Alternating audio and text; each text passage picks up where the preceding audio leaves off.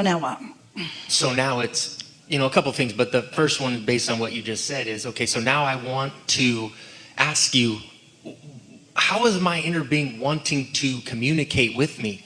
Through thought, through gut feeling, through what's a better way? All of it. First and most, we are really appreciating this question, because how Esther's inner being and the group that hangs around with her inner being, which is what the collective family of Abraham wants to communicate with you through Esther, is through thought that she's receiving, that she's translating into word. But it requires an environment, your willingness to converge, lots of convergence of lots of energy. In other words, there are powerful questions and powerful desire and willingness that make this point in time possible and what it is. So as Esther's moving around her day, most of the day, she's not having an Abraham seminar with herself all day. She doesn't stand in an empty room by herself with her written list of questions.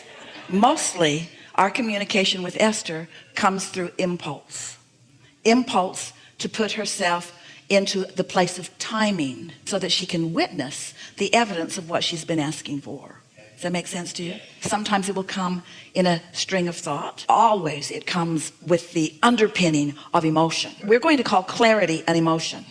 Clarity can be joyful, clarity can be interesting. Clarity, it's a feeling of clarity, a feeling of certainty, a feeling of calmness and sureness and certainty, and then an impulse. And often ideas. In other words, when you are in communication with those that you want to teach, or with those that you want to convey something to, words just pour through you.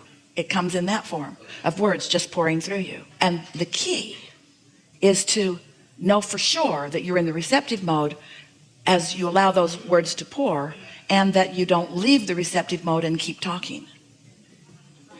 Totally.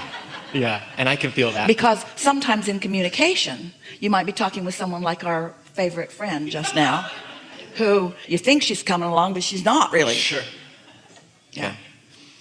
And so I do the meditation. I just started a Qigong practice that I feel is being of assistance to me right now, because I'm moving with meditation. Like you're moving in a meditative state, so your body or your inner being is moving you. Well, so you answered your own question.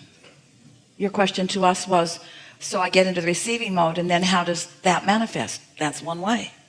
So, okay, so I feel legitimate about practicing it, and so you're, okay, well, that's cool. Yeah. But I feel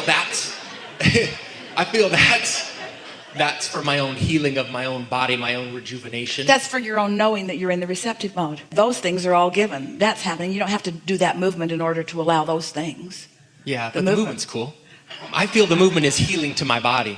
We are certain that it is. You just asked us a question. You said, once I get into the receptive mode, how does that manifest into my experience? And so we started explaining to you these many ways that it manifests, and then you told us how it is manifesting for you. So, but then if I feel as though I'm going about my day and those things I'm not feeling those things. What if you got so consistent at the receptive mode that you were mostly walking around, mostly in concert with your inner being, so that the majority of your thoughts and movements and impulses and timing about where you were was based upon your inner being's broader perspective of what you want and where it is? What about that? I know. Of course I know. That is the most amazing feeling ever.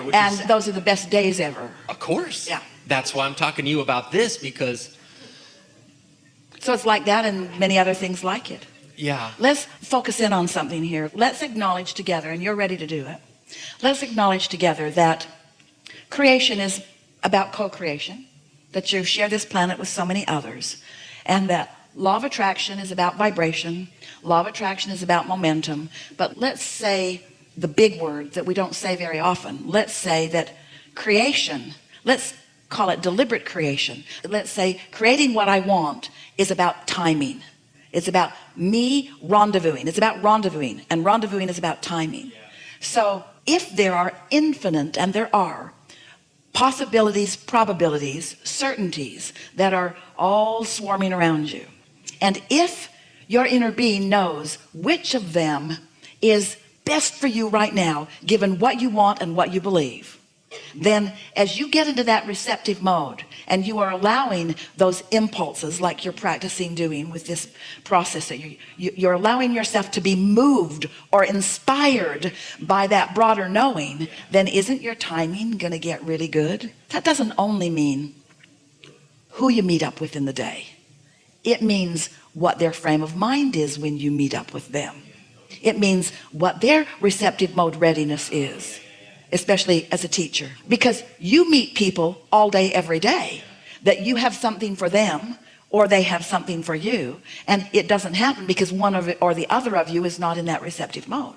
But when you reach the place where you are allowing broader perspective to inspire your motion, in a very rudimentary example, it would be like driving in traffic and being inspired by your inner being to know where your path of least resistance is, so you don't get into accidents and you don't get into traffic jams and you don't get lost and you don't take the wrong exit. Your timing's good.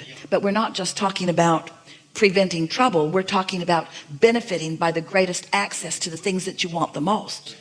That's what deliberate creation is. That's what tuning into who you really are. It's not just about avoiding potholes. It's about having the most joyful journey, which means rendezvousing with the most poignant, potent, important things and others. Okay, and so for this portion, you're saying, for me, it's like your inner being communicating with you will come in many forms and many manners. Just chill on that. It doesn't have to be anything specific. It's the time and the place and what you're doing where they'll find that. If you were a person in baseball standing with a bat in your hand, and someone is winding up out there and they're talking to the guy behind you about exactly where they're going to put that ball, your inner being could tell you where to put the bat, because you're not going to figure it out in the less than a split second between the time it's released and the time it gets over there where you are. That's just going to be luck. You might luck out and have it in the right place, or you just know where to put the bat. Timing. And how did you know? Because you're in the receptive mode. And the receptive mode gave you access to what? The timing of the rendezvous. Gave you access to impulse. Knowledge that your inner being has about something that matters to you. I want to hit that ball. I want to hit that ball, which means I need to know where it's going to be. Do you know where it's going to be? Yeah, we know where it's going to be because we know what he's thinking, and we know what he just said to him. We know exactly where it's going to be, and we know the probability of him putting it where he means for it to be. We know how tired he is. We know how much control he has over this ball. We know he told him it's going to be low, but it's not going to be where he told him it's going to be. That's why he's going to have a hard time getting it. Totally. Happens all the time.